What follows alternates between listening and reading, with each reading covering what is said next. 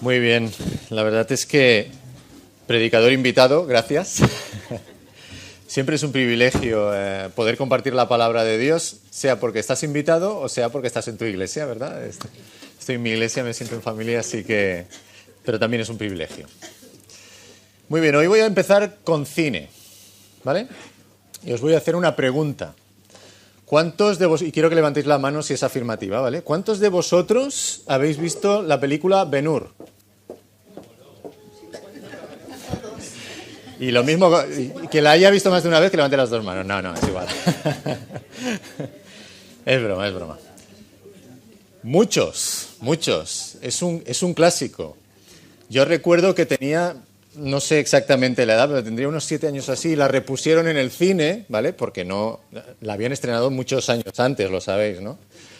Pero la repusieron en el cine y recuerdo que mis padres me llevaron a ver la película Ben-Hur, que yo no tenía ni idea de qué era aquello. Y empezaron, sabéis que había una sesión más corta, pues antiguamente, una sesión más corta y después venía la película, una película más corta y después venía la película. Y recuerdo que dieron Platero y yo, la primera película era Platero y yo y después vino Ben-Hur. ¿Os gustó cuando la visteis? ¿Os gustó cuando la visteis?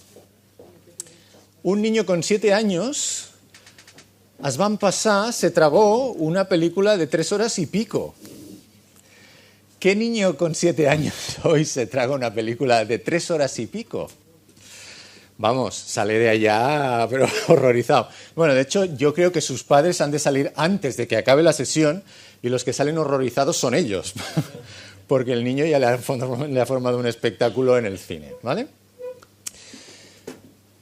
Hoy en día, a un joven le dices, ¿has visto Ben-Hur alguna vez? Y yo lo he probado, lo he hecho. Un adolescente y dices, sí, es aquella tan lenta, ¿verdad?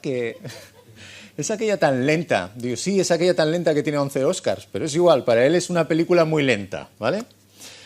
¿Os parece que hemos cambiado algo desde que se hizo aquella película hasta nuestros días? En el fondo no. Pero en las formas, en nuestra manera de entender el mundo e incluso en nuestra manera de percibir el mundo, sí.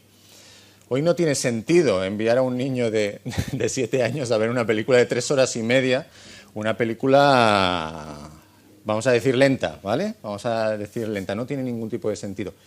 Hemos cambiado. Lo que antes nos resultaba apasionante, la gente flipaba con la escena de las cuadrigas, lo típico, la escena de las cuadrigas, la habéis visto todos, ¿verdad? Hoy en día la ve un adolescente y dice, pues vale, pues muy bien, unos caballos muy bonitos, ya está, ¿no? Hemos cambiado. Hoy vamos a hablar de la oración. Y vamos a leer un texto, uno de los 2 textos en los que se narra cómo el Señor Jesús enseñó el Padre Nuestro. ¿Creéis que nuestro cambio de percepción del mundo habrá cambiado nuestro cambio de percepción también con respecto a la oración? ¿Habrá afectado a cómo entendemos la oración, quizás? ¿Sí o no? Muy probablemente sí. Bueno, seguro que sí. Casi seguro que sí.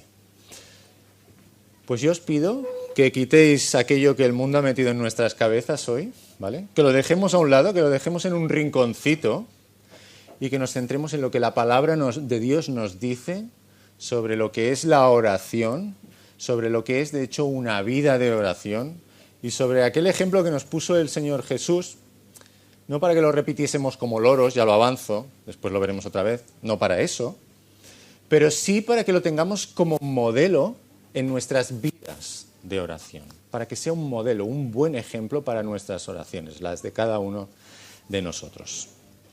Así que vamos a leer en el Evangelio de Lucas. Hoy abandonamos al evangelista Juan para irnos con el evangelista Lucas. Nos vamos al Evangelio de Lucas, al capítulo 11, y vamos a leer los versículos del 1 al 4. Evangelio de Lucas, capítulo 11, versículos del 1 al 4.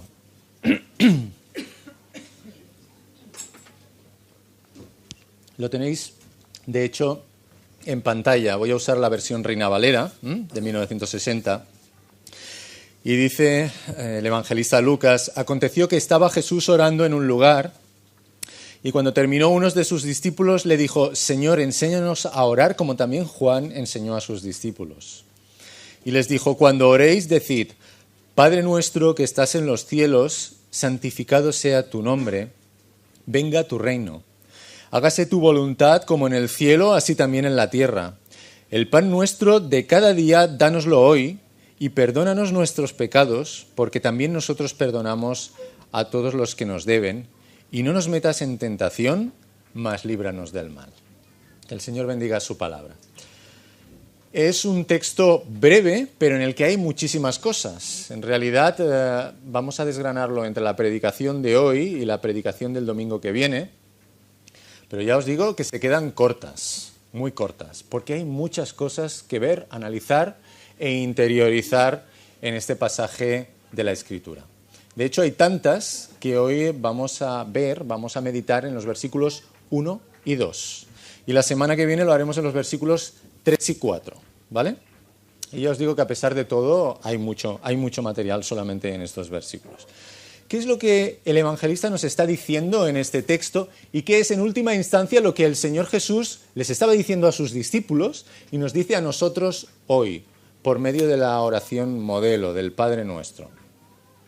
Pues nos está diciendo, tomad un modelo de oración y tened vidas de oración.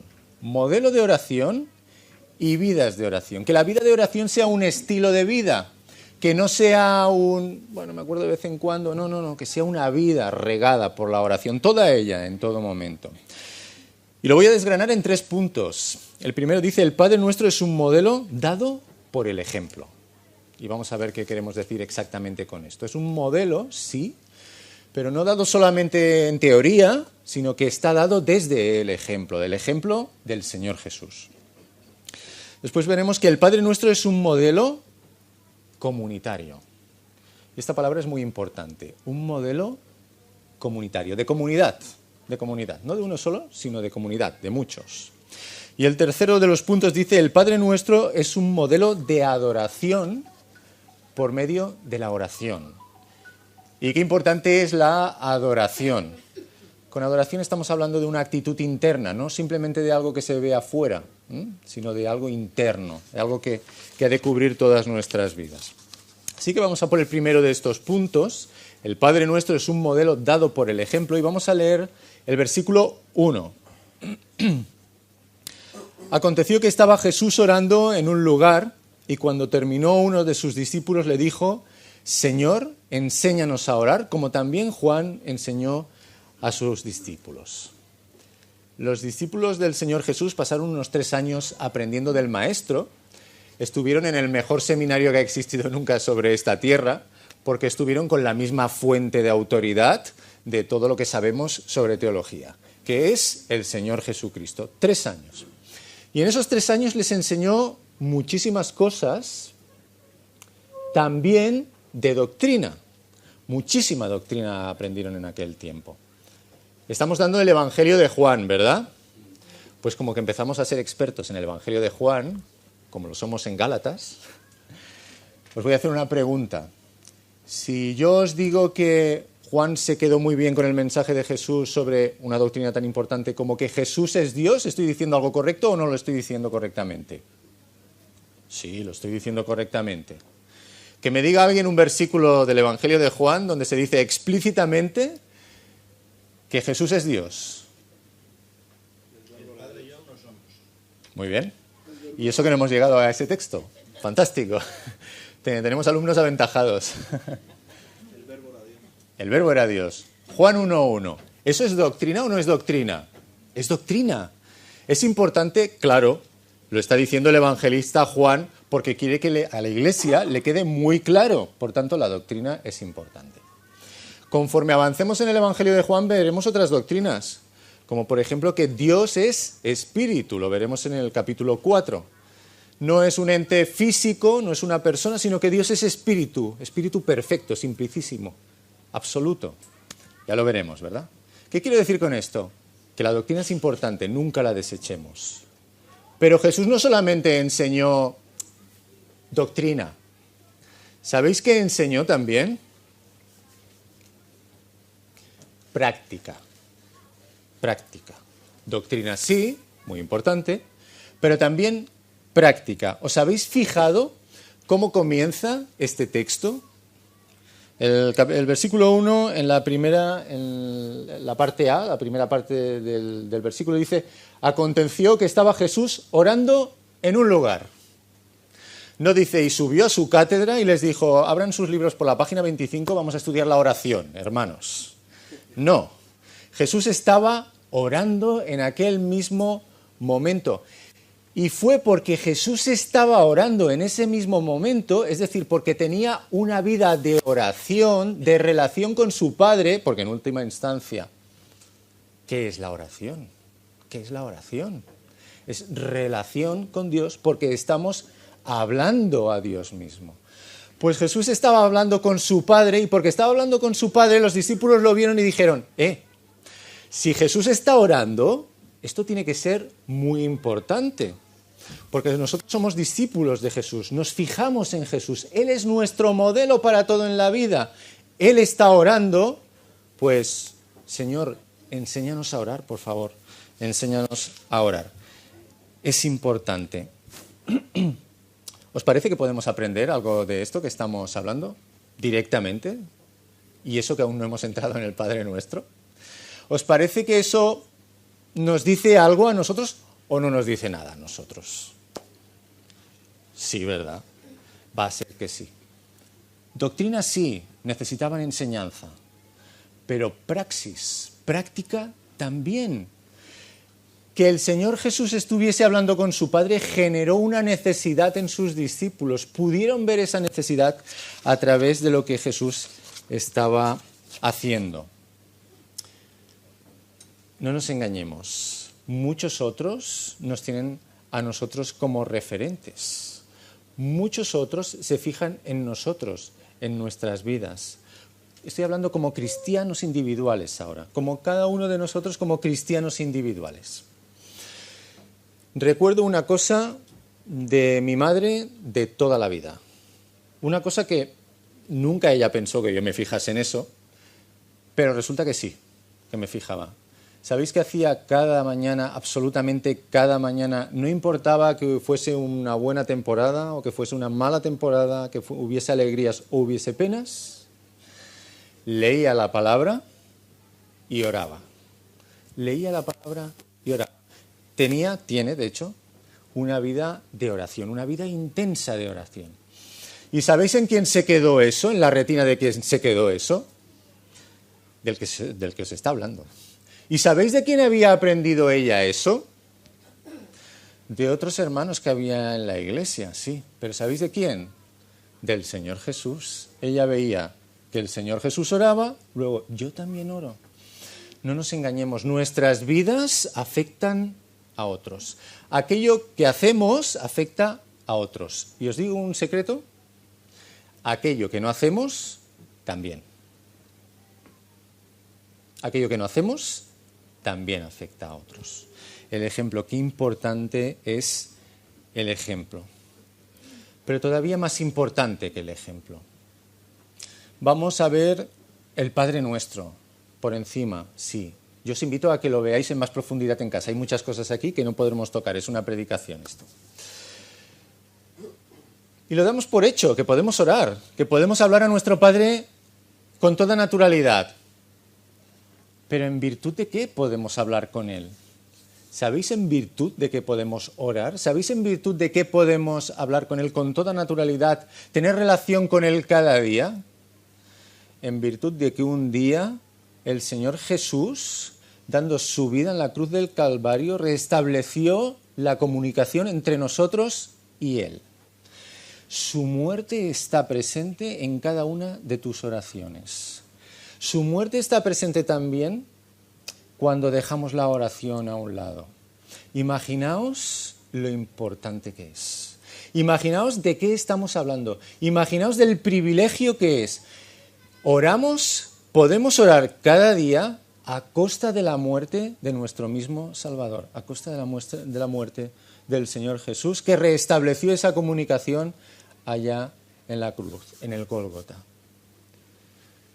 ¿No os invita eso a orar? no nos invita a eso, a decir, mi Señor ora, yo oro, me comunico con mi Padre. No me invita a el saber que Él entregó su vida en la cruz para que yo pudiese orar cada día. No nos invita a eso. Si lo reflexionamos, yo estoy convencido. A mí me invita, a mí me mueve, a mí me lleva, pero estoy convencido de que a vosotros también os invitará, también os moverá. Os invita y os mueve, porque es enorme, es precioso, es grande. ¿Por qué no oraron directamente los discípulos? ¿Por qué no dijeron, el Señor Jesús ora, pues vamos a orar nosotros? Si os fijáis, le dicen al Señor, enséñanos a orar. Y si le pidieron que les enseñase a orar es porque hay algo que aprender sobre la oración, ¿verdad? No es cualquier cosa. Tendremos que hacerlo de una manera determinada. Enséñanos a orar. Y eso nos lleva al segundo punto de esta predicación. El Padre Nuestro es un modelo comunitario. Dice el versículo 2, y les dijo, cuando oréis decid, Padre nuestro que estás en los cielos, santificado sea tu nombre.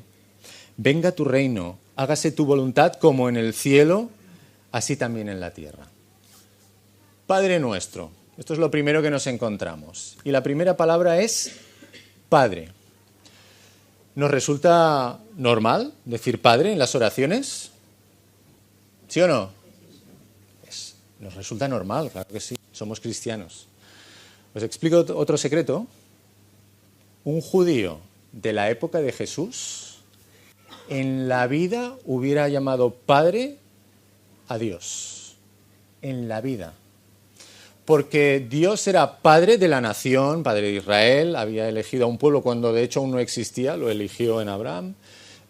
Bueno, podríamos hablar un montón de todo esto, ¿verdad? Pero llamar a Dios Padre individual, mío, es decir, ser yo adoptado por Él, en la vida, en la vida. O sea, así que Jesús está dándonos una familiaridad con el Padre, nunca mejor dicho, que hasta ese momento era absolutamente inaudita. Sus discípulos necesitaban entender que en virtud de algo que el Señor Jesús iba a hacer en poco tiempo, Dios era su Padre y ellos iban a ser adoptados en la familia de Dios. Padre, Padre.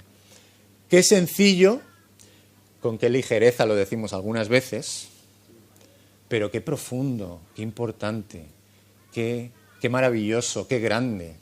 No podemos entrar tiene muchos matices esto. Y me quedé con ganas. Estaba preparando la predicación y se me hacía, cada punto se me hacía así de grande, ¿vale? Pero por amor al tiempo, por amor a vosotros y por amor a la claridad, lo vamos a dejar aquí. Padre. ¿Y qué viene después? ¿Padre? Padre nuestro. ¿Qué identificáis en este nuestro? ¿Qué veis de curioso? ¿Qué os llama la atención? ¿Padre? Mío. No. Padre nuestro. Anda, es que resulta que la oración modelo no es una oración individual. La oración modelo no es Padre mío, te doy muchas gracias porque tú me has hecho como soy, porque... No. Padre nuestro. Y después continúa. Y toda la oración es en plural, ¿eh? El pan nuestro de cada día, dánoslo a nosotros hoy. Perdona mis deudas, no, perdona nuestras deudas, como nosotros. Es una oración tremendamente comunitaria. Está en plural. El Señor Jesús no desechó nunca la oración individual, porque si os fijáis, en el versículo 1, Él está orando individualmente, ¿vale? Y en otros muchos pasajes del Evangelio vemos como el Señor, después de una jornada agotadora, ¿qué hace? Subir a la montaña, estar a solas con su Padre y orar. Es un continuo. La semana que viene lo veremos también, ¿vale?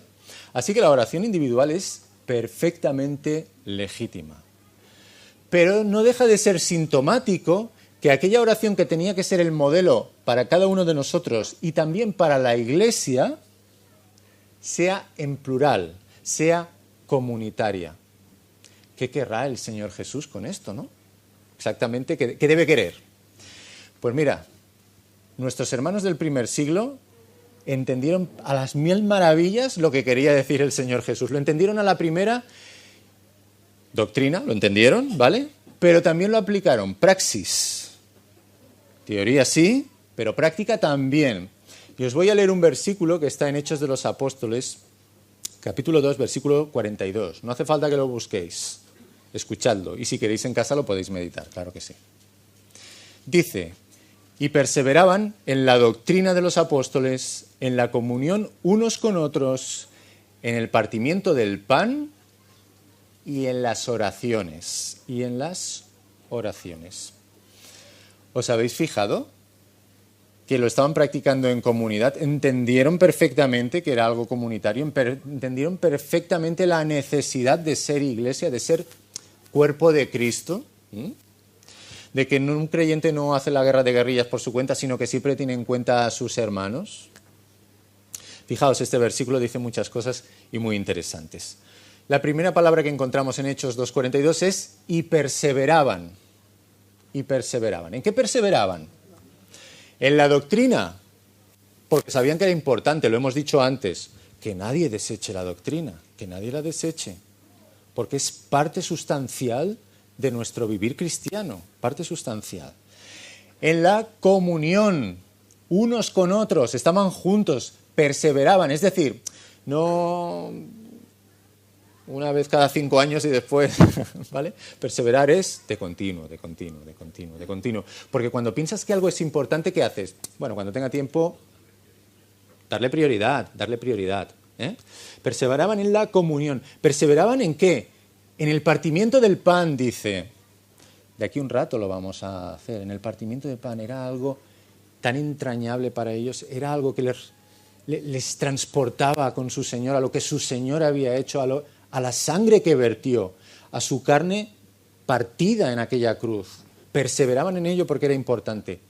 Y perseveraban en las oraciones. ¿Por qué? Porque era importante. Porque era importante. ¿Tenemos algo que aprender de nuestros hermanos del siglo I? Quien me diga que no, quien me diga que no, tenemos mucho que aprender de nuestros hermanos del siglo I. Muchísimo, muchísimo. Para empezar, en las coses importantes, cuidado, hay que saber, hem de saber destriar perquè la nostra vida té un temps limitat. Pero en aquello que es importante, perseverancia. En aquello que es importante, una vez y otra vez y otra vez y otra vez, y no te canses, perseverancia, claro que sí.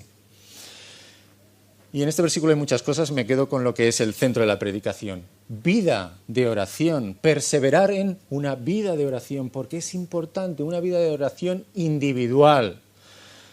Decía el Señor, y cuando estés en tu alcoba ya cerrado, dirígete a tu Padre. Pero también colectiva, como hacían nuestros hermanos del siglo I. Colectiva, con nuestros hermanos. Podemos compartir las cosas buenas, podemos compartir las cosas malas entre todos y con Él, con nuestro Padre. Es de suma importancia, debemos tenerlo siempre presente. El tercer punto nos dice, el Padre Nuestro es un modelo de adoración por medio de la oración. ¿De adoración? ¿Cómo va eso? ¿De adoración orando? Pues sí, de adoración. Fijaos, voy a leer otra vez el versículo 2.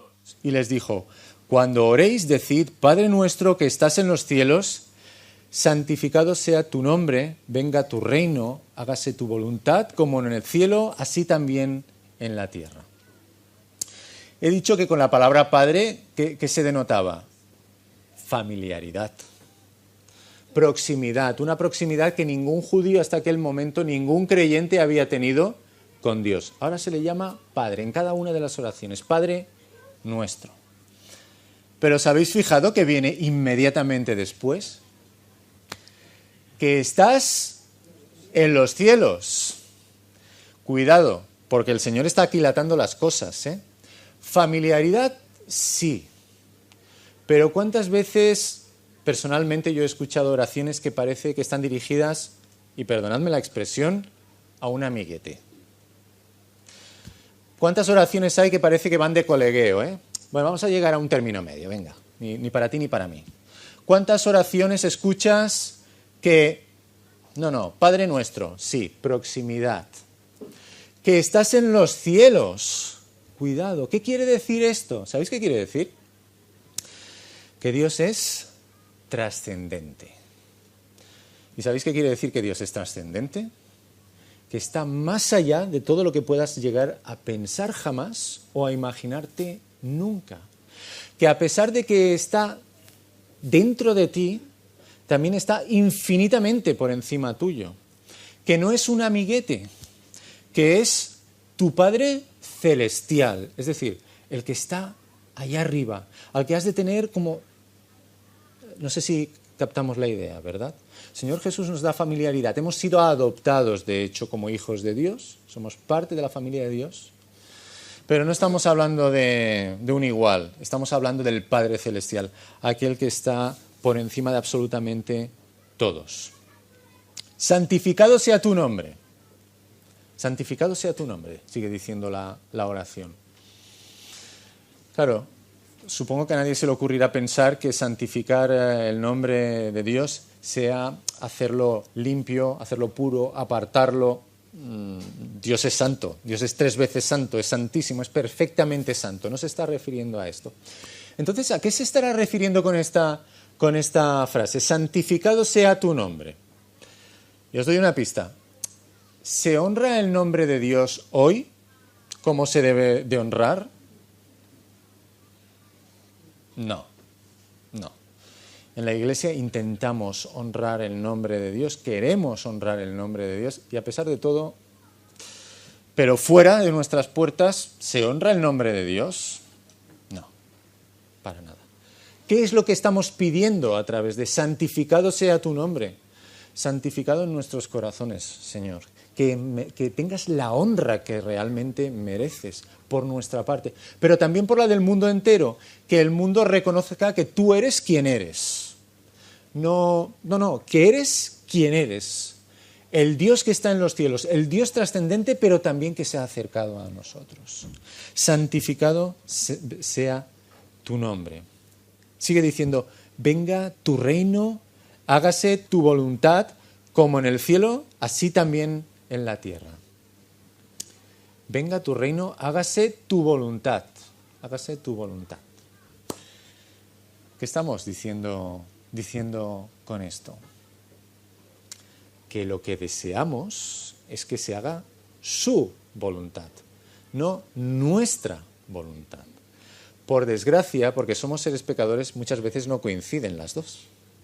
Pero lo que hay en el fondo de un cristiano, lo que debe de haber en el fondo de un creyente, es ese deseo íntimo de que yo sé que tengo mis cosas, yo sé que tengo mis voluntades, pero mis voluntades no son nada al lado de tu voluntad. Lo que quiero es que se haga tu voluntad, no la mía. Venga tu reino, hágase tu voluntad como en el cielo, así también en la tierra.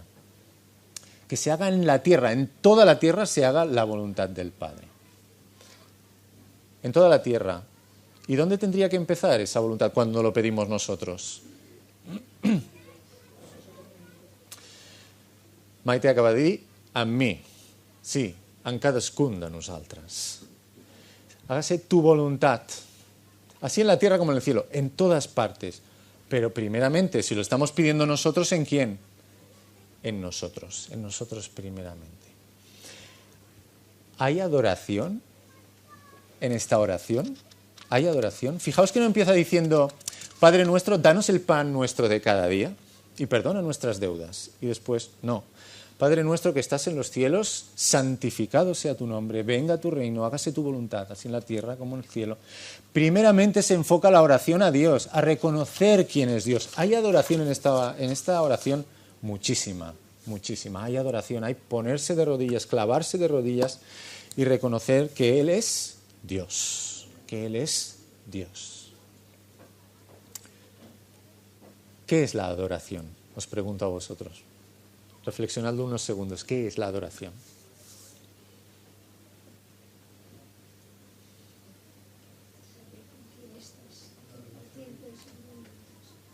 Saber con quién estás compartiendo esos momentos. Ser consciente, ¿verdad?, de quién es Él. Os doy una definición que no es nada académica, pero que yo creo que la adoración es una cuestión interna que afecta a todas nuestras vidas. Lo que pensamos, cómo lo pensamos, nuestras intenciones, qué queremos, nuestra voluntad. es algo que rinde nuestras vidas a Dios. Y que después se manifiesta, se puede manifestar en alabanza, que es algo externo, ¿verdad? O mejor dicho, es la manifestación externa de la adoración. La adoración es un contemplar a Dios y quedarte con la boca abierta. Eso es la adoración. La adoración es quedarte flipado de quién es Dios. Que te falten palabras para poder decir, Dios mío, realmente qué privilegio ser tu hijo. Realmente quién eres tú. Realmente cómo eres tú, lo que has hecho tú, Eso es la adoración, es que te falten palabras, es quedarte con la boca abierta, si eres joven es decir, wow, ¿quién es Dios? O la expresión que tú tengas, porque no tienes palabras para decirlo, estás rendido en adoración viendo quién es Dios. Te quedas absolutamente anonadado de ver quién es Dios. Esa es la adoración. Una adoración que debe regar nuestras oraciones, que debe regar nuestras vidas, que debe afectar a todo lo que hacemos, a cada una de nuestras acciones, pensamientos, obras y sentimientos. Eso es la adoración. Pues esa adoración está presente en el Padre Nuestro, tremendamente presente. Os he dicho que al principio os he dicho que el mundo nos ha cambiado, ¿verdad? Ha cambiado nuestras percepciones, ha cambiado nuestra manera de percibir el tiempo. Somos muy impacientes, hoy lo queremos todo, ¿verdad? Todo y de seguida. Parece que hemos cambiado muchísimo. Olvidémonos de lo que nos dice el mundo. Dediquemos a lo que realmente es importante. Lo que realmente es importante es aquello que el Señor Jesucristo nos dice que es importante. Él oraba, nosotros oramos. Porque ¿de quién somos discípulos? ¿Somos discípulos del mundo o somos discípulos del Señor Jesucristo? Somos discípulos del Señor Jesucristo. Él oraba, nosotros oramos. Perseverando en la oración. En la oración individual, sí, pero en la oración comunitaria también. Y seamos prácticos. ¿Cuántas oportunidades tenemos de orar individualmente? Muchísimas, muchísimas. Yo muchos años he tenido que coger el tren muchísimo rato. Pues en el tren mismo. A ver, en el tren, en el metro o donde puedas. Muchísimas. ¿Qué oportunidades tenemos de orar comunitariamente? Tenemos menos, pero tenemos unas cuantas también, ¿eh? Tenemos unas cuantas, tampoco nos quejemos, ¿eh? Por teléfono, por ejemplo, o quedando con un hermano para orar, porque a lo mejor no, o en la reunión de oración, el domingo por la mañana, o en los grupos pequeños, entre semana, o el día 1, por ejemplo, también tenemos oración comunitaria. ¿Para qué? Para practicar esa oración tan entrañable que es la oración con nuestros hermanos. Padre nuestro que estás en los cielos. ¿Sí? Qué importante, ¿verdad? Y recuperando una solemnidad que nunca debió haber perdido la Iglesia. Una solemnidad que sabe, o mejor, más que solemnidad, reverencia, entendedme. Una reverencia que sabe que nuestro Padre es nuestro Padre, sí, pero cuidado, que está en los cielos, ¿eh? Que no es cualquiera, que no es un amiguete, que es nuestro Dios. Aquel que está más allá de todo lo que podamos llegar a entender y más allá de todo lo que jamás podamos llegar a imaginar.